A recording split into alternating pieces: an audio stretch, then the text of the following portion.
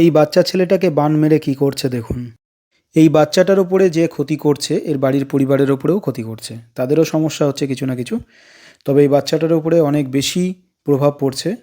এমনকি এই বাচ্চাটা বিছানা শয্যা হয়ে গেছিলো, হাত পা নাড়াতে পারতো না, চলতে পারতো না, এই পরিস্থিতিতে পৌঁছে গেছিলো। এরা বহু তান্ত্রিকের কাছে গেছে, বহু জায়গায় বান কাটিয়েছে, কিন্তু পরক্ষণেই আবার ক্ষতি করে দেয়।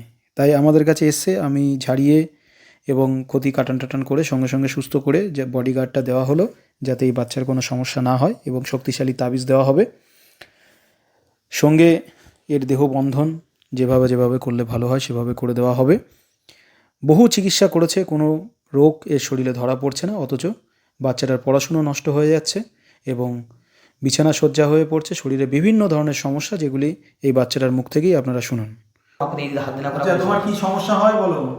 আমার গা হাত দুর্বল আর সর্বশরীর যেন গা হাত ব্যথা, আর আমি সবসময় বিছানায় শয্যা। কত বছর ধরে? প্রায় 2-3 বছর। আচ্ছা, আর ডাক্তারে কি রোগ বলছে?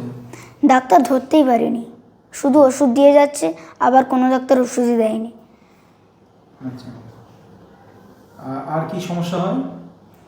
আর আমার কখনো মাথা কিনকিন করে, কখনো হাতে পায়ে, আর যেন শরীর এমন দুর্বল করে রাখবে, সারাক্ষণ আমি শুয়ে, আর পড়তে পারি না, কোনো কিছু করতে পারি না।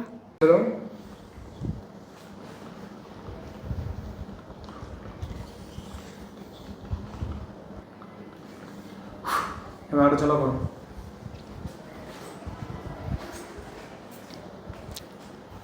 হাত হাত নাড়িয়ে দেখো। না। এখন কেমন লাগছে? ভালো। আর কোনো সমস্যা লাগছে কি? না না না। আর শরীরে যে ব্যথা ছিল? না, আর কিচ্ছু নেই। ঠিক আছে, বসো।